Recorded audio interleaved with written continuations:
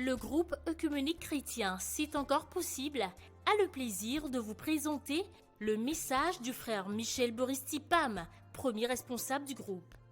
Nous vous souhaitons un agréable moment de communion, d'impact et de transformation à l'écoute de la parole.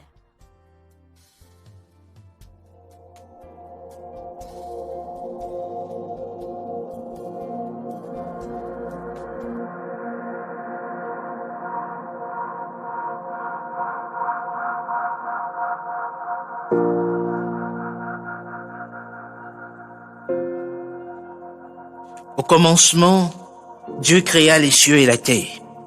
La terre était informe et vide.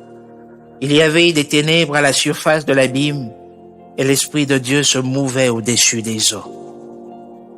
Dieu dit que la lumière soit et la lumière fut. Genèse 1, versets 1 à 3. Vous et moi assistons continuellement à une tragédie. Nous voyons des gens travailler, lutter, réfléchir, prier. Mais la voie est si difficile, plus rugueuse à parcourir, qu'ils se découragent et finissent par abandonner. Que la lumière soit, et la lumière fut. Bien chers frères et sœurs, unis dans le sacerdoce baptismal, recevez mon shalom.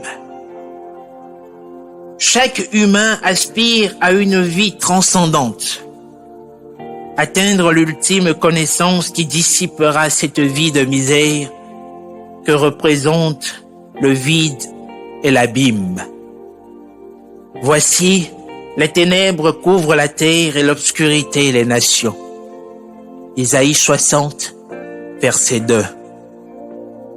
La conquête du cœur de Dieu est le voyage de toute une vie pour avoir vos besoins satisfaits. Ce voyage symbolise la lumière qui luit dans les ténèbres et plus encore transforme le voyageur en la même image. Jésus dira en Matthieu 5, verset 14, « Vous êtes la lumière du monde. Une ville située sur une montagne ne peut être cachée. » Exaspérés, beaucoup plus tard s'aperçoivent que s'ils avaient persévéré juste un peu dans la poursuite de cette quête, ils auraient atteint le but. Le but, c'est de connaître Dieu et être transformé en la même image. J'avais dit, vous êtes des dieux. Vous êtes tous les fils du Très-Haut. Psaume 82, verset 6. Nous vivons dans un monde frustré, stéréotypé, où les clichés dont on nous bombarde tous les jours et sans cesse ne sont que des images de guerre, de conflits incessants, de famine, de génocide. Le monde est graduellement envahi par une attitude défaitiste qui mène directement à l'échec. C'est pourquoi beaucoup abandonnent sans pour autant vu cette petite lumière qui au fur et à mesure qu'on avance s'agrandit au bout du tunnel. Sentiez-vous vaincu psychologiquement par une situation particulièrement accablante, vous posera le psychologue. Alors là, vous avez besoin de rechercher la compréhension de la parole de Dieu et non la compréhension de la vie dans le monde.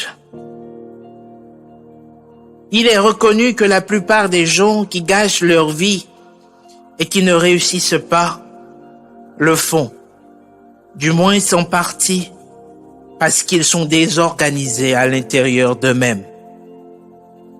Ils n'ont pas une perception exacte de la personne qu'ils sont vraiment. Mon peuple est détruit parce qu'il lui manque la connaissance. Puisque tu as rejeté la connaissance, je te rejetterai et tu seras dépouillé de mon sacerdoce. Puisque tu as oublié la loi de Dieu, j'oublierai aussi tes enfants. Osée 4, verset 6. Beaucoup se refusent carrément d'apprendre à connaître Dieu. Connaître Dieu, c'est se connaître, puisque nous sommes créés à son image et à sa ressemblance. Vous connaîtrez la vérité, et la vérité vous affranchira. Jean 8, verset 32. Qui est donc cette vérité qui affranchit? Étant une nouvelle créature en Christ, vous avez une intelligence renouvelée. La compréhension de la parole de Dieu, qui est Dieu lui-même en vous, est ce que la foi exige pour être vivante. Pour une marche triomphante, vous avez besoin de cette compréhension, de cette connaissance au-delà de l'intelligence. Bon nombre se poseraient la question de savoir, mais qu'est-ce que c'est que la connaissance? La connaissance, c'est être capable de voir d'une manière complète, précise et exacte la volonté de Dieu dans vos vies. L'apôtre Paul parlait de cette compréhension spirituelle qui est au-delà de l'utilisation de l'intelligence. En Éphésiens 1, versets 17 à 18, quand il dit « Afin que le Dieu de notre Seigneur Jésus-Christ, le Père de gloire, vous donne à vous l'esprit de sagesse et de révélation dans sa connaissance, et qu'il illumine les yeux de votre cœur. » C'est donc la profondeur de votre compréhension des vérités révélées dans les Écritures qui détermine la hauteur de votre triomphe dans la vie. Que ce livre de la loi ne s'éloigne point de ta bouche, médite-le jour et nuit, pour agir fidèlement selon tout ce qui est écrit, car c'est alors que tu auras du succès dans tes entreprises, c'est alors que tu réussiras. Josué 1, verset 8. L'ignorance de la parole de Dieu est un facteur de destruction.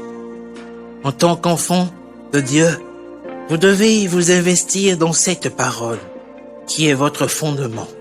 Soupirez après elle, comme David dans le désert de Juda l'exprime dans le psaume 63 au verset 1. « Ô Dieu, tu es mon Dieu, je te cherche, mon âme a soif de toi. Mon corps soupire après toi, dans une terre aride desséchée sans eau. » Le prophète Osée dira en Osée 6, verset 3, « Connaissons, cherchons à connaître l'Éternel. » Alors, bien chers frères et sœurs, nourrissez votre esprit de sa parole. Si vous voulez avoir une marche triomphante et voir sa gloire dans vos vies, vous avez l'obligation de faire des progrès. Vous avez l'obligation de faire du progrès, croître et propager l'immense bénédiction que vous avez reçue avant la fondation du monde. Que la grâce et la paix vous soient multipliées par la connaissance de Dieu et de Jésus, notre Seigneur, nous dit 2 Pierre 1, verset 2. Shalom, et que la parole soit une lampe à vos pieds. Bonne journée à vous.